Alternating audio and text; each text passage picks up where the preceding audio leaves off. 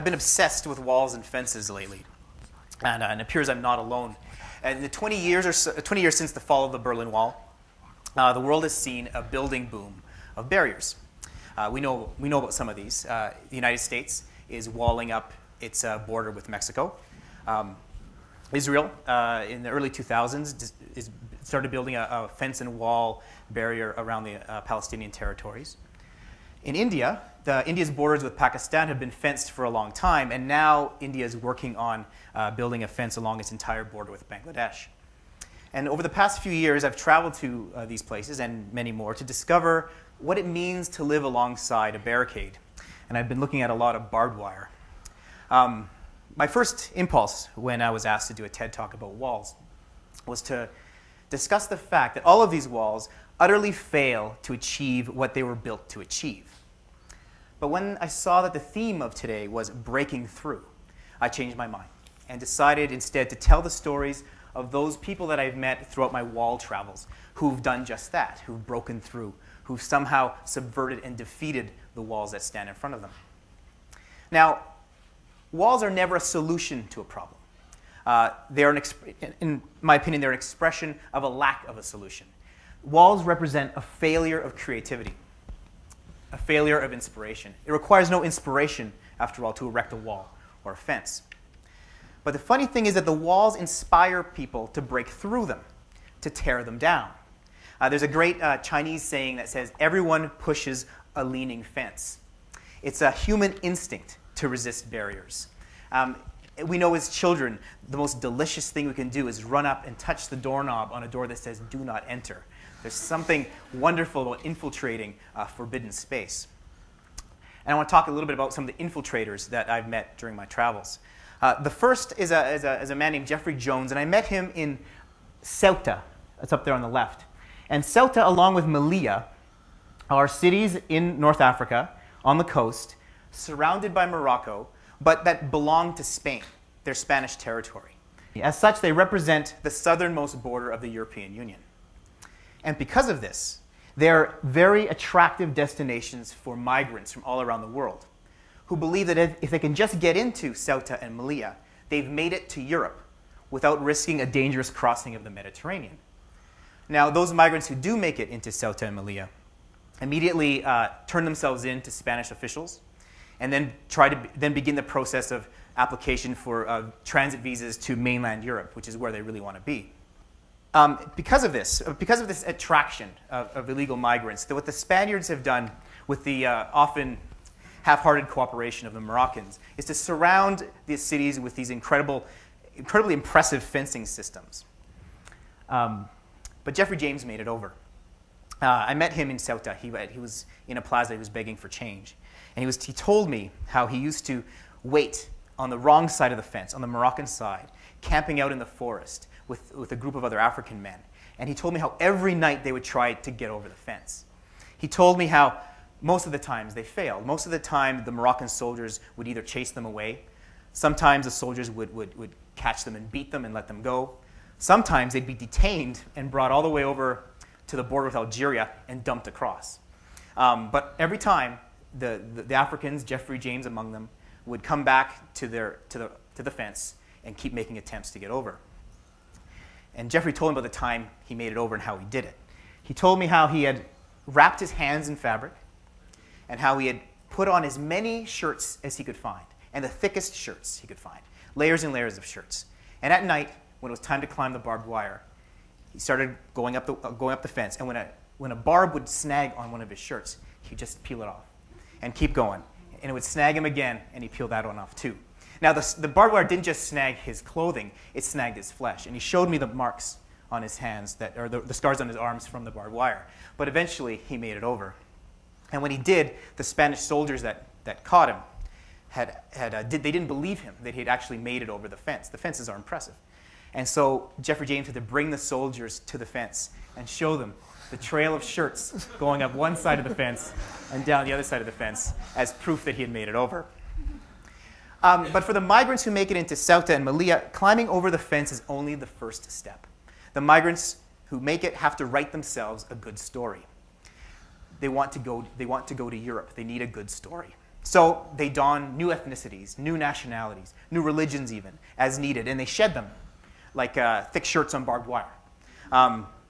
For example, since the Spanish authorities won't send migrants back into a war zone or disaster zone, many claim to be from Darfur or Iraq.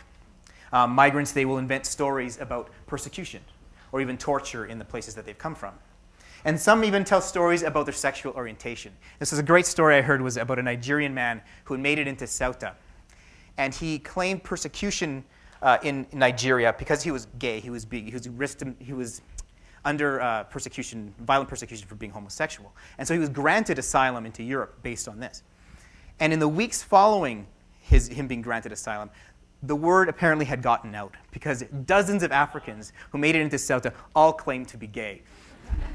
They all wanted to follow this guy back into Spain.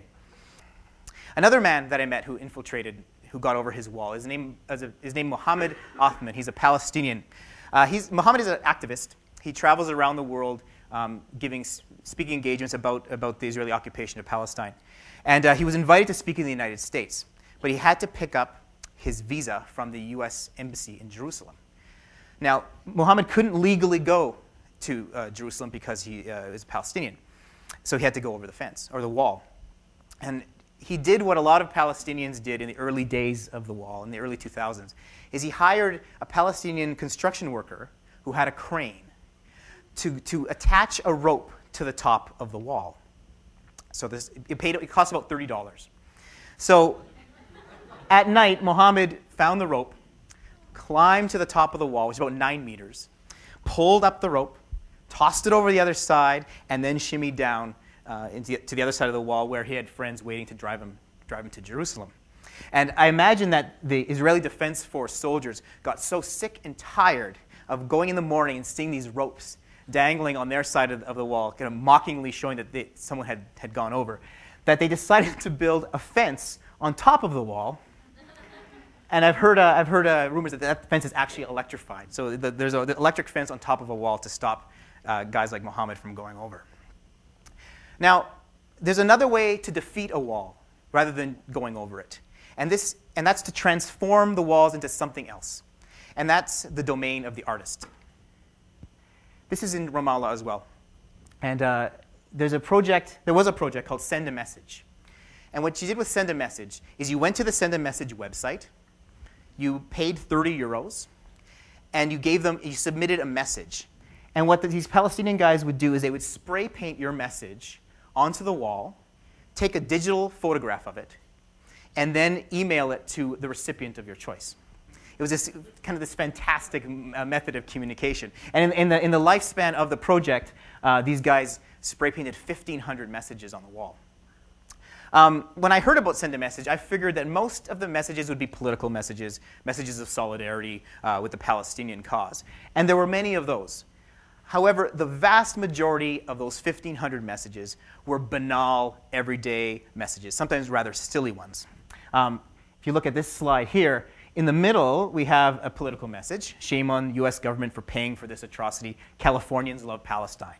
And that's flanked with an ad for a sports radio station in Washington to the right. And to the left is the word bushy, which I'm not sure if it's a political statement. I'm not sure what that means, but it's kind of ridiculous. And marriage proposals were very popular for Send a Message.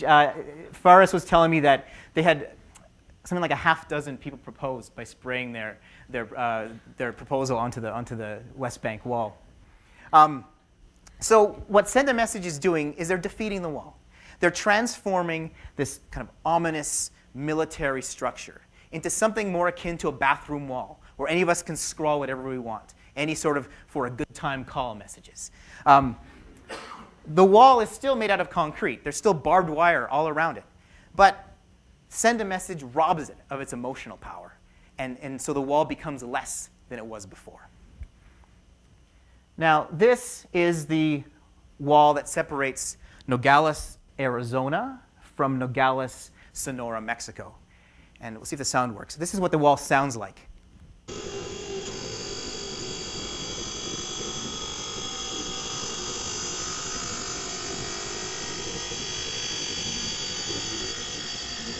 Now, Glenn White plays the wall.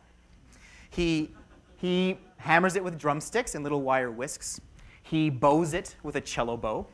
And he attaches contact microphone to it, wires it to compression pedals, and then into a speaker and a recording device. And he creates these very strange, he calls it music, but it's more this kind of whining, moaning, metallic noise that he comes out of these things. It's his border ephemera project. He calls it sonicanta. Now, what Glenn figures he's doing here is he's transforming something incredibly ugly. These walls, by the way, are built with leftover helicopter landing mats from the first Gulf War. So he transforms the wall into something ugly, into something beautiful. This music that he finds beautiful. I met Glenn in Arizona. We actually played a duet on the wall. He was telling me about his project. And the most interesting thing about it, I think, is that when he explained that sonically, the wall does not discern Mexico from America. It vibrates and resonates with sounds on both sides of the border. The wall does not know here from there. And so, in this way, the wall becomes a unifier rather than a divider. And Glenn's music shows that. And by showing that, it subverts the idea of the wall altogether. Now, as a side note, as we speak, this wall in Nogales is coming down and being replaced by something like bollard pipe walls. And there's a great clip on Glenn's website where he talks to some of these construction guys building the new wall, and he actually asks them, hey, has anyone considered what this new wall is going to sound like? And there's this fantastic awkward silence with this government construction worker. In conclusion, walling is a human impulse. The ancient Chinese did it. The ancient Romans did it. The builders of gated communities built them. But I have to believe that the creative spirit is a stronger force. Eventually, what wins out is not the crude impulse to wall, but the creative impulse to break through. It is, in the Old Testament, after all, it was the musicians, the trumpet players, who finally brought down the walls of Jericho. The walls will continue to rise, but we will continue to tear them down. Where there is a wall, there is a will, and there is a way through. Thank you.